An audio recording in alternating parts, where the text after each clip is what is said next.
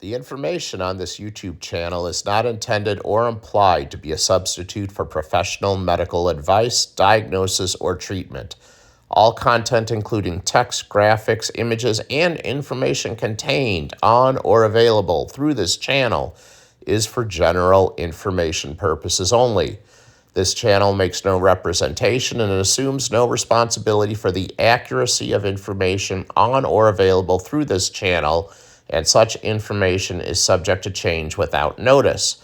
You are encouraged to confirm any information obtained from or through this channel with other sources and review all information regarding any medical condition or treatment with your physician.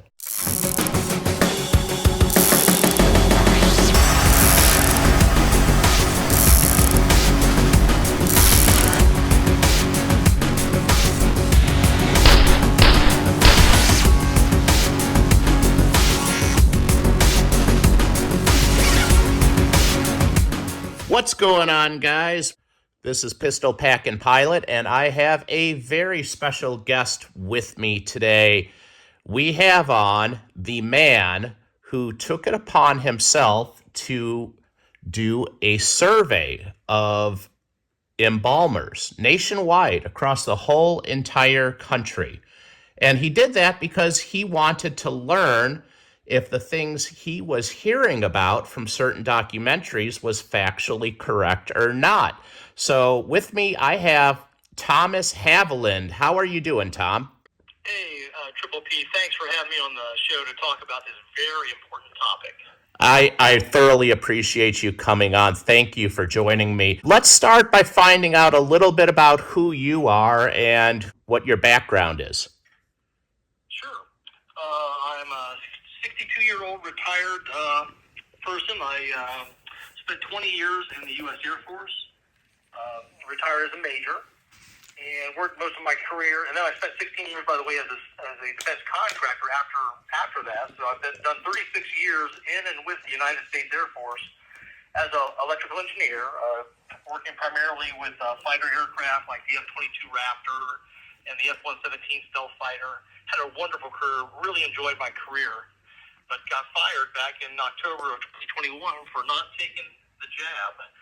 So that was an interesting thing. But I have a math degree from Ohio State University, a bachelor's in math. I also have a bachelor's in electrical engineering from Louisiana Tech. I also have a master's in information systems and resource management from Webster University in St. Louis. Wow. That sounds like a wealth of experience and a wealth of education. First of all, thank you so much from the bottom of my heart for your service to our country. You're quite welcome. Let's talk about this survey that you did. Why don't you tell me about what led you up to wanting to do this survey, and tell me how this came to be. Yeah, it all started the week of Thanksgiving of this last year. The film Died Suddenly came out. And for your listeners who aren't familiar with it, it's about an hour-long documentary. And about half of the film is devoted to these embalmers that are finding these strange white fibrous clots in their corpses. And I started watching the movie, and at the beginning it was kind of kooky. It had like Bigfoot in it and the moon landing and stuff like that. I said, what's going on here? And I almost turned it off. But I decided, I'll stick with it a few more minutes. And I'm glad that I did, Triple P, because at the 13-minute and 15-second mark in that movie, an extraordinary statement's made. There's an embalmer and funeral home director from the state of Indiana. His name is Mr. Wallace Hooker. And he was recently speaking at a Ohio Embalmers Association conference in Columbus, Ohio on 26 October of this last year of 2022. During that 3-hour lecture, he showed photographs of these white fibrous clots that he's been pulling out of his corpses for the last year and a half. And he asked a room full of about 100 embalmers, are you seeing these same strange clots? And he said almost the entire room of embalmers raised their hands yes. He then asked them, well, when did you start seeing these strange clots? And the whole room agreed that it started about 18 months ago, which would put it back in the middle of 2021, just after what we can call the Kool-Aid came out, if you get my drift. So This was an amazing statement, right? I mean, I went to bed that night. I got up the next morning, and I said to myself, I don't know if any reporter is going to pursue this story or not. So I live in Dayton, Ohio. It's only about an hour north of Cincinnati, which is the headquarters of the Ohio Embalmers Association. So I called them, and I talked to their secretary, Mr. David Hicks, their president, Mr. Dan Becker, and their second vice president, Mr. Woody Wilson. And I asked all three of the gentlemen, I said, did you happen to be in the room at the time those 100 embalmers supposedly raised their hands saying yes? And all three of them, unfortunately, Triple P, were not in the room at that time. But the last gentleman, Mr. Woody Wilson, he says, Tom, I've been seeing these white fibrous clots too. And this gentleman, he owns his own funeral home and does his own embalming up in Marysville, Ohio. And so, like I said, he's an officer in the Ohio Embalmers Association. So I said, wow, this is a story, right? So I've already corroborated with this gentleman that he has seen these white fibrous clots too, supporting what the 6 or 7 embalmers in the Died Suddenly movie said they were seeing. So I figured, what should I do next? And what I did, Triple P, is I sent an email to my Attorney General for the state of Ohio, Mr. Dave Yost. And I said, I don't think a crime's been committed here, but did you know that you've got 100 embalmers that raised their hands at this conference saying they're seeing these white fibrous clots in their corpses? And, these clots are killing a lot of people. Maybe you should do some investigation, like get the attendance sheet from the Ohio Embalmers Association, find out who attended the conference, contact them, maybe get a written statement from them saying that, yes, they are indeed seeing these things. Crickets, Triple P. I waited about a week or two, received nothing back from my Attorney General of Ohio. So then I said to myself, well, now what? Well, I had been following a Substack page that is being done by the multimillionaire Steve Kirsch. He left his multi-million-dollar corporations to become the head of the Vaccine Safety Research Foundation. I think he actually had a few friends and acquaintances that were injured by the Kool-Aid, and he went on a mission to stop the Kool-Aid from being distributed. So, anyways, I responded to one of his articles. You can write a comment whenever he posts a Substack, and in one of the comments, I wrote down all the information that I had from my conversations with the 3 gentlemen from the Ohio Embalmers Association. I also put my own contact information at the end of that comment. Well, lo and behold, I did get a call from a woman that lives in northeastern Ohio. Her name is Miss Laura Kasner. She's a wonderful woman. She's now a good friend, and she's also my assistant on this project. And she just happens to know how to use the tool SurveyMonkey. And I said, that's exactly what we need to do. We need to do a nationwide survey to see if other embalmers all across the U.S. are seeing the same phenomenon that was, talked about by these 6 or 7 embalmers and Died Suddenly, and then corroborated by this, gentleman that I just talked to from the funeral home owner in Marysville, Mr. Woody Wilson. So that's what I did. I basically developed a survey, and I did, what any good reporter does. I try to answer the questions: who, what, where, when, why, and how. A couple questions I really cannot ask are, first of all, the who. First of all, there's a sanctity to the embalming room, so you don't talk about the dead too much. There's a privacy there. Sure. Also, I got the impression, Triple P, that the embalmers kind of wanted to stay anonymous. I think they've seen doctors who have spoken out against the Kool-Aid have trouble, getting their licenses pulled, their hospital privileges pulled from them. So there was a little bit of a fear there. So what we did in the survey is we allowed the embalmers taking that to remain anonymous.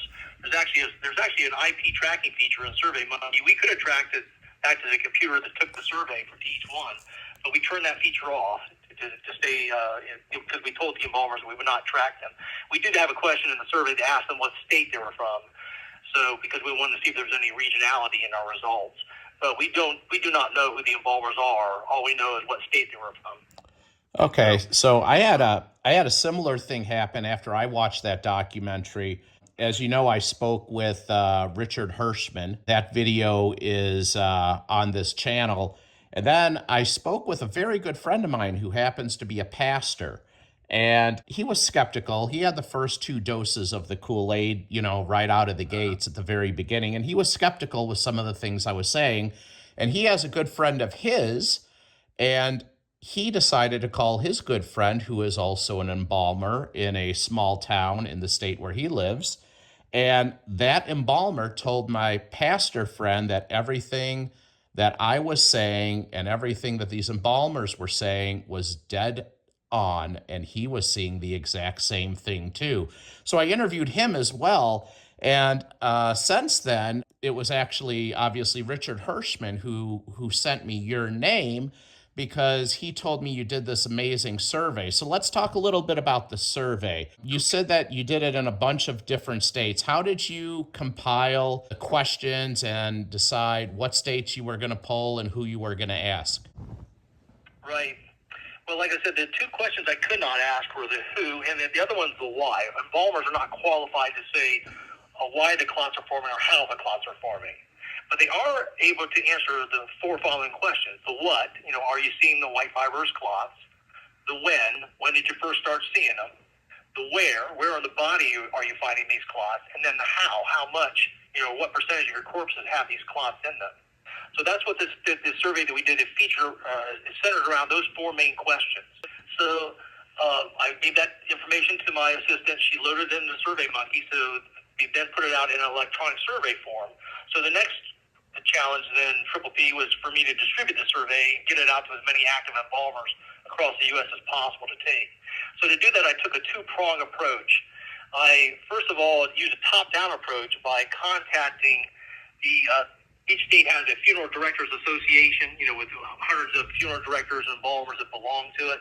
So I picked the 30 most populated states in the U.S., and first of all, I contacted them via phone, and I found out their contact information. Then I emailed them the survey with a link to it right in the survey. So it's real simple. All you do is click on it, and then it takes you straight to the survey. It only takes about 3 minutes to take.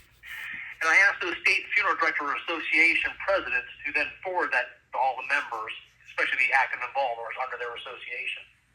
I then also used a bottom-up approach. I actually found the email addresses for over 800 funeral homes across the USA.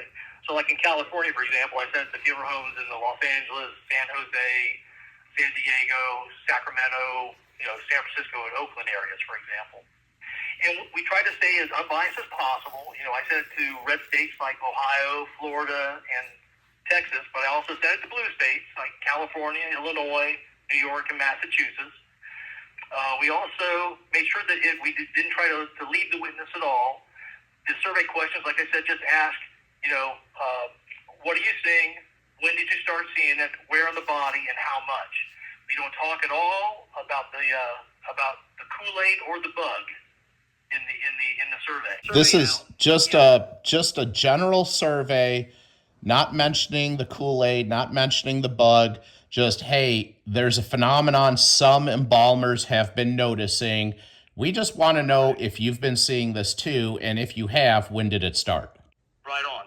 That's exactly correct. So you compiled a bunch of data after you sent the survey out. How many responses did you get back from the survey? We'll get to the data in a minute, but what kind of turnout did you have? Well, it was a little disappointing. We did get 128 responses. I was hoping more for like 300 or 400. I think there's 3 main reasons I didn't get as many responses as I would like to have. First of all, as we mentioned earlier, there's a sanctity to the embalming room. You don't talk about the dead, so there's always been kind of a privacy around that.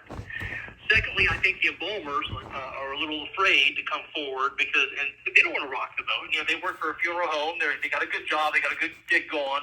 They don't want to make things trouble for their funeral home directors if, these white fibrous clots are somehow linked to the Kool-Aid. So, and then the third reason, I think, is maybe some of the funeral home directors may not even have given the survey to their embalmers to take. Because think about it, would you want your embalmer to take a survey that might prove that the white fibrous clots are linked to the Kool-Aid if you mandated that your employees, including your embalmer, take the Kool-Aid, right? You Right. set yourself up for a lawsuit. Absolutely. So, yeah. But despite that, I do think the 128 responses, triple P, is large enough to say, hey, we have a signal. And I'm telling you right now, the signal is Houston, we have a problem. All right, so let's talk about that signal. Let's talk about Yeah. what you learned from the results. Yeah. The first serious question was, are you seeing these strange white fibrous clot structures? And of the 128 embalmers that responded, 88 of them are seeing the white fibrous clots. That's 69%, almost 7 out of every 10 embalmers responding to the survey saying they are indeed seeing these strange white fibrous clots. That's Wow. pretty alarming, right? Yeah. Wow. And we made sure that when we sent out the survey that we distinguish between these strange white fibrous clots and what's called chicken fat clots. Embalmers have been seeing chicken fat clots for years, well before the bug even. Okay. And yeah, the chicken fat clots are typically yellowish in color, and they're smaller and very easy to tear. They're completely different than these new, unusual white fibrous clots that embalmers have been seeing. They're much larger, much tougher, whitish in color. And from what I understand, these white fibrous ones are a lot longer. Yes, they can be very long. We've seen some cases where people have they've been pulled out of people's legs, and they've been a couple feet long. So it's and I think there's actually one shown in the film Died Suddenly that was quite long, and they're actually showing it as it's being extracted from the body. So that was alarming, right? I mean, 7 out of 10 seeing these white fibrous clots. The next important question we asked is, what years have you been seeing these clots? And we asked the embalmers to mark all the years where they have been seeing these clots. And we listed 2018 through 2022. We put 2018 and 2019 on there as control years before there was either the bug or the Kool-Aid. We then had 2020 on there as a year where we saw the bug, but the Kool-Aid wasn't out yet. Right. And then, of course, we have years 2021 and 2022 when we have both the bug and the Kool-Aid. And the main consensus from the embalmers was that the white fibrous clots started to appear in the year 2021 and then have continued to present, through 2022 and into the present, which just happens to be after the Kool-Aid came out. So, that's quite correlation's not actually causation, not necessarily, right? Right. It is mighty suspicious, the timing of all this. It's quite the coincidence, though. Yes, it is. Now, we did see some embalmers, they did respond saying that they saw the white fibrous clots start to form in the year 2020 when we just had the bug, but no Kool-Aid yet. And one of the theories there is that the bug has a spike protein on the surface. That could be causing the formation of what's called these amyloid proteins, misfolded shaped proteins, that then become these white fibrous clots. We all have a enzyme in our bodies called plasmin that's used to break down normal clotting as it occurs in our blood vessels. But if the clot is misshapenly folded, if it's one of these unusually misfolded proteins, it then becomes hard for that enzyme plasmin to attach onto the clot and break it down. So then the clot tends to persist. So what I and others think may have happened, and this is from talking to some doctors, is that that effect may have been supercharged in 2021 and 2022 with the advent of the Kool-Aid. Because if you remember, the Kool-Aid was supposed to just go in your upper arm and stay there. Right. It was supposed to elicit an immune response for just a few days to a week or so, just enough to get you prepared to handle the bug if you caught it. But the theory is that could be supercharging the effect of the formation of these white fibrous clots. And just to appease the gods of YouTube, none of this is medical advice. None of this is, we're just two guys talking right now about a survey that a very highly educated man took upon himself to conduct. So nothing in this video should be taken as medical advice. That being said, though, I think we can agree that these white fibrous clots are a major, major problem. Whatever the cause is, and the coincidence of the timing of the appearance of these white fibrous clots is definitely alarming. Absolutely. And you're absolutely right. I'm not a medical doctor, and like I said, These are just theories out there. I challenge the CDC and the FDA to do further investigation because I'm not even sure they're aware of the prevalence of these clots, as indicated by this survey. Right? If they knew that 7 out of 10 embalmers are seeing these things, and the other critical question we asked Triple P was, like I said, in what percentage of your corpses are you finding these things? So we had a 5 ranges of 20%, like from 0 to 20, 20 to 40, 40 to 60, 60 to 80, 80 to 100. And of those ranges, 57 out of the 128 embalmers that are seeing the clots, 44%, that's 44% of them saying they're seeing these clots in 20% or more of their corpses. There were 23 embalmers that said they were seeing the clots between 21 and 40% of their corpses. There was another 23 embalmers that said they were seeing these white fibrous clots between 41 to 60% of their corpses. Can you believe that? Wow. And then there was 10 embalmers that said they were seeing these white fibrous clots between 61 to 80% of their corpses. I mean, if that is any indication of what's really happening out there, Triple P, we have a major disaster in our hands. Oh, we absolutely do. And just to elaborate on the FDA and the CDC needing to investigate this, here's the problem, Tom. They are not investigating it, and they don't know there's a problem because they don't want to know there is a problem. Every time someone has tried to bring it to their attention, to my knowledge, it has been brushed off and it has been ignored, and there's no discussion. So if you don't even acknowledge there's a problem, how do you begin investigating it? I know. That's been a problem. It's almost like the ostrich with his head in the sand. He doesn't want to know. Big Pharma, the CDC, the FDA, the government, they need to take action and start investigating this because, as you can tell, there's a lot of people dying suddenly these days. And if your pipes are all clogged with these white fibrous clots, you're stroking out, people are having heart attacks, and people are wondering why. Well, this could be one of the main reasons why. We've heard about myocarditis, but maybe these white fibrous clots are also a major contributor to a lot of people, especially young people these days, stroking out and having heart attacks. And the death rate, especially the death rate among young to middle-aged individuals, particularly ages 25 to 44, is extremely elevated in just about every single country across the world, upwards of 30 to 40% higher than it has been before the Kool-Aid came out. And it's not happening in every country, because in the continent of Africa, most of the countries there, only about 15% of the population or less in those countries have taken the Kool-Aid. Correct. That's true. Problems with COVID right now. It's the Western countries, the countries that have a high percentage of their population that have taken the Kool-Aid. And by the way, in the United States, I was looking at the CDC vaccination tracker website just a couple of days ago, and you know that of Americans over the age of 18, 80% of Americans took at least 2 doses of the Kool-Aid.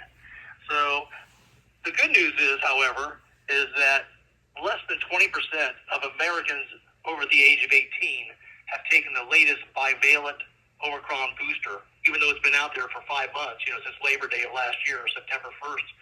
And then it's, still heavily recommended by the CDC and the FDA. So I think Americans are getting it. They've gone from 4 out of 5 taking the first 2 cups of Kool-Aid to less than 1 out of 5 taking the latest cup of Kool-Aid. And because they're seeing what's happening, right? They see that the Kool-Aid doesn't stop you from catching the bug or transmitting the bug. They also are starting to hear about all these nasty side effects, like myocarditis, white fibrous clots, hopefully, and then other things like neurological damage and miscarriages. You name it. There's a lot of things happening. Yeah, the list goes on, and obviously we're just 2 guys speculating a little bit at the same time as we're discussing this factual data. So we should not get confused the speculation that we're doing in relation to the data that Tom has accumulated, because that data he has is 100% factually verified. He ran a non-biased survey, even making sure you said you polled different states that were both blue and red. So I don't know what you could have done to make this survey any more non-biased than you did. Yeah, and what's interesting, Triple P, is, like I said, nowhere in the instructions to the survey nor in the survey questions themselves do I ever mention the bug or do I ever mention the Kool-Aid. But despite that, we actually, at the end of the survey, we allowed the embalmers to fill out a comment section, provide any more information if they wanted to. They weren't required to, but if they wanted to, about the white fibrous clots. And we got 42 responses out of the 128. And some of them had their own opinions, either defending the Kool-Aid or implicating the Kool-Aid. Would you like me to read a couple of them? Yes, absolutely. Please do. Okay. He says, I've seen clotting coming from most of any of the points of incision. I mainly embalm in the common carotids, and I've mainly seen many white fibrous clots about the same time that the Kool-Aid came out. I've also seen an increase since COVID for the jelly clots as well. When he's talking about jelly clots, by the way, we haven't mentioned those yet. I did ask a couple more questions about those as well. Embalmers have been seeing these grape jelly or currant jelly clots forever as well. They're very common during the embalming process. And they're just like they sound. When embalmers take them out, you can rub the clot in between your hands and it dissolves very easily. It looks like almost like grape jelly and feels like grape jelly in its consistency.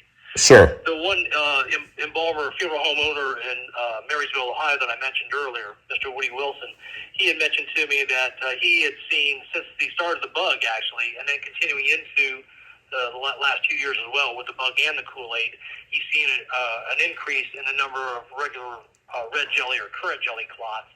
And he's also said that they increased in their viscosity. They're actually more like grape jam now. So we asked a couple questions on the survey to the embalmers. Are you seeing an increase in the red jelly, currant jelly, grape jelly clots? They're called all three. And 65%, two-thirds of the embalmers said, yeah, we're seeing an increase in those clots as well. And that they started about either the year 2020 or 2021. It was about a split between those 2 years. So embalmers are also seeing an increase in those traditional grape jelly, currant jelly clots. Let me read another one. This is a naysayer comment from California. And this, by the way, this proves that I didn't throw any information I got away. Whether it was a pro answer or a con answer, I took all the information I had. I kept all the information I had, depending on the honesty and the integrity of the embalmers answering the survey to provide us what they're truly saying. So here's one from California. I've never seen any white clots or any increase in grape jelly clots. Not sure where you're getting at. Do you believe this Kool-Aid is Kool-Aid related or something? I've embalmed over 500 people from 2020 to now, and I've never seen any of this. That's a very interesting comment. That almost sounds defensive. It does sound a little defensive, doesn't it? But like I said, I took every answer that I got. I didn't throw any answers away because I wanted to run this, like I said, the survey as unbiased and fairly as possible. Here's another one from the state of Ohio. People that were bug confirmed had bad grape jelly clots. It was early 2021 when we started seeing the white fibrous structures being pulled out of both the veins and the arteries. And here's another point, Triple P. Embalmers have been finding clots on the venous side in the veins for forever, for years. But very rarely do they find a clot on the arterial side. Right. But they have, with these white fibrous clots, they're starting to see a lot of these clots appearing on the arterial side as well. In fact, this one says, prior to 2021, we never pulled a clot from an artery. I just pulled a white structure from the right common carotid yesterday. Wow. Yeah, I'll read a few more for you here. Here's one from Missouri. The clots almost look like large nightcrawler worms. They're usually very long. They kind of branch off the main clot. I started noticing them after the Kool-Aid came out. I've been embalming for the last 13 years and I've only started seeing these clots in the last year or two. Here's another naysayer comment from the state of Arizona. I have seen zero changes to the presentation of human remains in the last few years. It is clear that this is a poor attempt at farming anecdotes to malign the Kool-Aid. Please don't do this or claim that any anonymous survey data is any sort of substitute for rigorous scientific research. Wow, Yeah, he's saying substitute for scientific research, but what research has been done? The FDA, the CDC, none of them, like you said, they've all kept their head in the sand. They haven't done any investigation on this. I'm a private citizen, and I had to take it upon myself to do this survey. Well, and we know that let me choose my words carefully here. We know that the science behind this is two-sided, and there's certain scientists that have been silenced and they have been threatened. I am friends with several, doctors, scientists, all kinds of people. And I can tell you that they have had issues of being threatened to the point of being told their livelihood could be taken away from them. Wow. I'm sure you can read into the governing agencies that may have sent letters like that. Wow. It's something. So, I mean, yeah, we've got science is supposed to always be evolving, right? It's always supposed to be a process that we learn from and that we continue to make better as we go forward. Listening to the science is actually listening to everybody that has claims and investigating it to improve on it, is it not? Absolutely. Absolutely. I've got a few more. Let me read just a couple more to you. Okay. This one's from Idaho. My clients have had the Kool-Aid, and they have passed of the bug, have had remarkably more clots. So much so that I began to ask families if their loved one had drank the Kool-Aid. So some of the embalmers have actually gotten to the point where they actually are now inquiring amongst the families.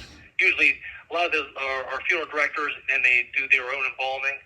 So some of them have started to ask the families of the deceased, how many cups of Kool-Aid they've had. And that small town embalmer that I interviewed, who's the friend of my friend who's a pastor, he is from a small town, so kind of like everyone knows everybody, and he's had family members tell him, "What did I do wrong? All I did was we did what they told us to do, and now they're not here anymore," and it's heartbreaking. And we shouldn't fault anybody who drank the Kool-Aid, because they were told if you drank the Kool-Aid, you were protecting not just yourself, but your loved ones, your coworkers, everybody else. So people that did it for the right reason, out of the goodness of their heart. Yes. It's unfortunate, though, in my opinion, I think they were lied to. We know now that the Kool-Aid was not thoroughly tested, and they were making claims about it that have not borne out to be true. I'll read a couple more. Here's one. Remember, these are embalmers now. This is an embalmer from the state of Alabama. He says, "This is the scariest thing that I've seen in the last 20 years. I worry every day if me or my family have them growing inside of us." So, wow. The last one here is from Ohio. He says, "Some of these white fibrous clots were 6 to 8 inches long and almost impossible to break with forceps. That's how tough and rubbery they are. And so you can imagine why, if you've got these growing inside of you, well, it could be very easy for you to stroke out, to have a heart attack, right? To have problems with your circulation and blood." That is also a good reason why your typical pharmaceutical medications that are blood thinners, like your Coumadins and your other blood thinners that are on the market, would be completely ineffective, because these are not those typical grape jelly dissolve in your hand type of clots. These are white fibrous structures. Correct. In fact, I think they sent some into a lab, and they had them looked at chemically, and they contain very little iron, potassium, or magnesium, which are found, in high amounts in regular blood. So it's not, there were some challenges at the beginning that, hey, this is just blood coagulating after death. No, it's not. It's not blood coagulating after death. These are totally different, these white fibrous structures. It's definitely sobering to hear the number of embalmers that are seeing the same thing as the 2 embalmers that I have interviewed. Yeah. So what I did after the survey was over, I said, well, what do I do now with these results? I'm going on shows like yours and national shows. I've even done a couple of international shows as well, and trying to get the word out there as much as possible. Another thing I did, Triple P, is I actually submitted the survey results in a written format to the FDA for a Kool-Aid safety meeting they had back on the 26th of January. They actually had an hour that was available for open oral presentations from the public, and I applied to speak at that, but they had every speaker got 3 minutes, so they only had room for 20 speakers for 3 minutes to take up the hour, and they had to do a lottery because there was more speakers than time slots, and I did not get selected. However, I did submit a written package with the full results to the survey. So they have it in their hands. They know that there's an indication that now it's not just the 6 or 7 embalmers and died suddenly. It's now 88 embalmers that are across the U.S. that have corroborated, verified that those embalmers and died suddenly, that they were seeing these white fibrous clots. So we do have a problem. They have this in their hands. Have you heard any feedback from them as of yet? No, nothing. Crickets. I'm shocked. Say it isn't so. I detect some sarcasm there. Just a bit. Just a bit. Yeah. I'm going to go out on a limb and say you're not going to hear anything back either. I probably won't. I think you're right. It just so happens that a U.S. representative, his name's Brad Wenstrup, he's out of the District of Cincinnati. He's part of the U.S. Congress. He's in the House of Representatives. He is now the chair of the House Oversight Subcommittee on the coronavirus pandemic. So I actually sent the results of the survey to him as well, and asking him to present this on the House floor and actually in the subcommittee itself. So I haven't received any information back from him yet either, but that information has been forwarded to him. So I'm trying to get it into the hands of our government officials. But I'm like you, Triple P. I'm skeptical about whether, Big Pharma, the CDC, the FDA, even our politicians, they've let us down so much on this whole thing, which has allowed all this tyranny over the last couple of years on the general public. And these, with the exception of people like Senator Ron Johnson, he's one of the very few that's really addressed this whole thing with the Kool-Aid and the Kool-Aid injuring, people and possibly leading to the deaths of people. Have you sent this survey to Ron Johnson? I have not yet. I need to get a good contact for him. I tried going on his website, and it was difficult to navigate the website and attach anything to it. So, but I will try to. I am in contact with others that can get the information to him, I believe. So I will, I'll tell. I'm in contact with people like Steve Kirsch, Attorney Tom Renz, Dr. Peter McCullough. So these people have a lot of power and influence. I'm just like I said, a retired Air Force guy who just happened to do a survey, right? I'm just curious, and like I said, also, I want to help my fellow man. I wanted to see if this really is an issue, and that if it's possible that these white fibrous clots are prevalent, that they're killing a lot of people, and then also if they're potentially linked to the Kool-Aid. So, and the whole purpose of my survey was to try to spur on those in higher positions of authority to go out and do the deeper research. Like I said, I was only able to get 128 embalmers responding, but if the powers that be, put pressure on it, I'm sure they can get a lot more in the way of responses to find out what's really going on. So that was the whole purpose of the survey, was to bring it to the world's attention so that action could be taken on it. But, if everybody else fails us, if our government fails us, if Big Pharma fails us, there is always one last line of defense. You know that, Triple P, right? That's you. That's us. We can always say no. We don't have to drink the Kool-Aid if you don't want to. That's correct. I know it could cause sacrifice. I know people they could lose their jobs. I know that a lot of things can happen to you. But what's more important, your job or your health? That's exactly correct. And I've said this many times, but I'll say it again.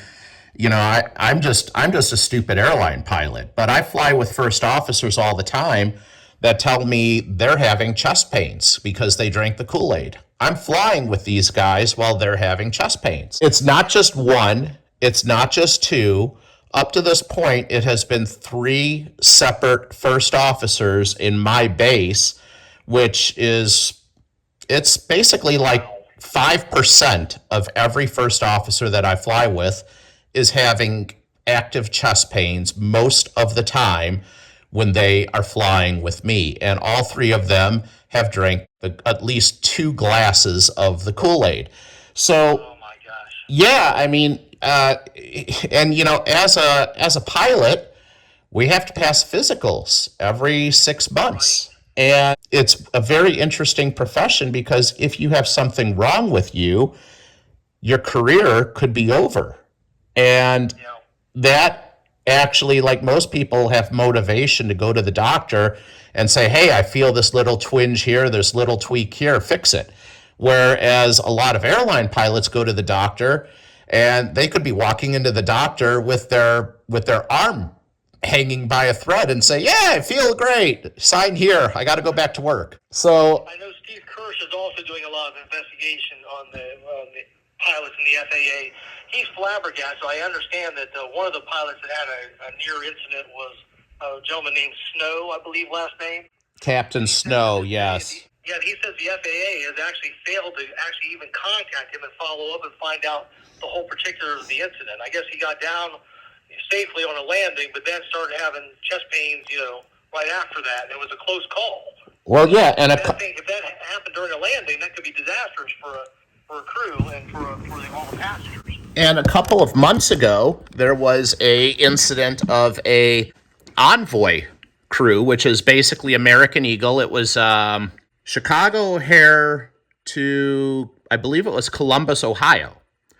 And it was a brand new captain, so it's two captains flying.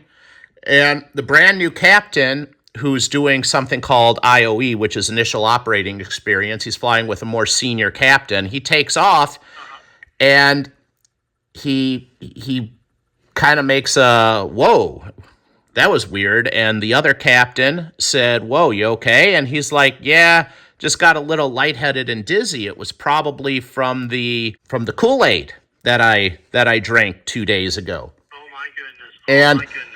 And the other pilot said, are you sure you're okay? And then he slumped forward and he took a dirt nap. This happened right after takeoff. The other pilot, in fact, you can go on to YouTube or you can go on to the internet. You can read about it. It was, I can't remember the flight number, but it was an Envoy flight about 2 months ago from Chicago O'Hare to Columbus, Ohio. They made an emergency return back to Chicago O'Hare. They got him off the plane and they could not save him. Now, they did not say that he said he drank the Kool-Aid 2 days ago. But let me tell you something, Tom. Aviation is a very small world. And I can tell you from people that I know that knew him that that's exactly what was said and that's exactly what happened. Oh, my goodness. So this is really scary, right? Because people get on that airplane, the passengers do, expecting to have a safe ride, right? With a pilot that's, and thank God we have co-pilots in there to take over in case something happens, but it shouldn't be this way. Now, let me ask you a question, Triple P. Are there a significant number of pilots that are actually getting grounded because they are failing their physicals because of possible, like, heart conditions, those kind of things? I'm not going to say the name, obviously, because I don't want to throw one of my physicians under the bus. He has seen a rise in atrial fibrillation, which grounds a pilot for several months at a bare minimum. I asked him, I'm like, so you're seeing a significant rise in that? And he said, yes, but I can tell you that AFib is going to be the very least of these pilots' worries who drank the Kool-Aid. Oh, no. And we kind of agreed, yeah, maybe we'll meet for a beer at some point and talk about it more. It's scary, Tom. I mean, it's terrifying because there's already a pilot shortage, and this is not going to help. In fact, I came from the U.S. Air Force, and I knew some pilots personally who refused to drink the Kool-Aid. Of course, they got persecuted for it, kicked out. So you lose either way. Either you put your life at risk by drinking the Kool-Aid, or if you refuse to do it, then you get punished by losing your career. It's just been a sad state of affairs the whole last couple of years, and it's really a shame that the powers that be handled it this way, and that they didn't give people an option. Because I think had they given people the option, a lot of people have said, no, I don't want to drink the Kool-Aid. But then they were kind of forced to, like you say, to keep their job, and now we're seeing some horrendous ramifications from that. The FAA actually recently also relaxed their standards a little bit on some of their heart checking. I thought I read something recently where they actually made it easier for them to pass the test. So there's something that has to do with, I believe it's the PR interval on pilot EKGs. And I'm getting conflicting information on that. I'm getting information that they relaxed it recently. Then I'm getting information that it was set to be relaxed a long time ago, and the timing of it just worked out this way. That sounds suspicious. I think it sounds a little suspect. That's maybe me putting on my tinfoil hat here a little bit. We can talk about tinfoil hats all day long, but if I would have said 2 years ago that people and athletes and NFL football players would just start collapsing on live TV, people would have said, go put your tinfoil hat back on because, you know. Wasn't that interesting? I don't know. Interview the other day with Michael Strahan, but there was a couple of questions that he refused to answer. Yes, and I am going to have to edit his name out of the video, but people know exactly who Tom is talking about. But yes, they asked him about what the doctors told him, and this Monday night NFL football player stated that he did not want to discuss that. Yeah, a little revealing. Anyways, back to your survey, Tom. Do you have anything, because we've been on for about 45, 50 minutes now. Do you have anything else that you think people should know about? Anything else you want to add? One last thing I want to make sure that I get across is you realize that Big Pharma is planning on retooling a lot of their future Kool-Aids using the same technology they used for this most recent Kool-Aid. And that's alarming because if it's linked to things like myocarditis or these white fibrous clots, and I'm just saying we don't know for sure it's linked to these white fibrous clots, but if the Kool-Aid is, and they plan on retooling a lot of future Kool-Aids for other ailments, I understand that right now I think Moderna is working on a Kool-Aid to combat the RSV virus, so which is toddlers have problems with. I personally think that our U.S. Congress should put at least a 2-year, maybe even a 5-year ban on this whole new technology that they're using and this whole delivery system they're using for the new Kool-Aid that they put out over the last couple of years. And I would love to see them put a ban, a moratorium on the Kool-Aids until Big Pharma can prove for sure that the Kool-Aid is indeed safe. I'm not going to say the name of the corporation, but it starts with a P and ends with a Zer. But you do know what their profit is on the program that they've rolled out, correct? Oh, yeah. We're talking, hundreds of billions of dollars. It's a big paycheck. To break it down into what they make per day, it's $97 million per day of profit. Wow. So you just think about that. That's like around $3 billion per month. Right? There's a lot of incentive to keep the program going, regardless of whether the program is being successful or not, I think is what I hear you saying. And I agree with you that, but that shouldn't be a reason to keep a program going if it turns out that it is actually injuring and maybe even killing thousands, tens of thousands, maybe even millions of people around the world. I have before I got into aviation, Tom, I have a background in law enforcement. And one of the first things that you learn in law enforcement is if you want to find the bad guy, 9 out of 10 times, if you follow the money, it'll lead you right to him. That's true for many, many different things, not just somebody that committed a crime. Right. Unfortunately, there's other people that think there may even be even darker reasons why people are doing this. But certainly money could be one of the reasons. It's been a reason that people have done corrupt things in the past, and it certainly should be looked at as a potential cause for what's happened. Yeah, I've got my theories as well, and I probably should put my tinfoil hat back on if we were going to talk about that. But for the purposes of this video, I think we'll probably just leave it right there. Yeah, and I think that's a good thing to do. Like you said, my survey was straightforward. Remember, again, it asked embalmers only, what are you seeing? When did you start seeing it? Where are you seeing it on the body? And how much are you seeing? And that's all I asked. No questions about the bug. No questions about the Kool-Aid. Just those 4 basic questions. And the embalmers responded resoundingly. They are seeing the white fibrous clots. The consensus is they started in the year 2021 and continued into 2022. And they're seeing them, some of them, in up to 50% or more of their corpses. So that's the results of the survey. I'm hoping that this video gets around to get the word out. I'm hoping that you do many, many, many more interviews, Tom, and that we can get the word out to as many people as possible, in particular people in Congress, because they're the ones who really need to see this. We need more people that have the power to stop this actually open their eyes and do something about it, because we can scream from the rooftops all we want. I've been screaming from the rooftops for over 2 years now, but I'm just, like I said, I'm just a stupid airline pilot. I'm a nobody. We need the masses to start demanding that there needs to be an investigation conducted and, this program potentially be ceased or suspended or put on hold or looked further into or something, because something serious has gone very, very wrong.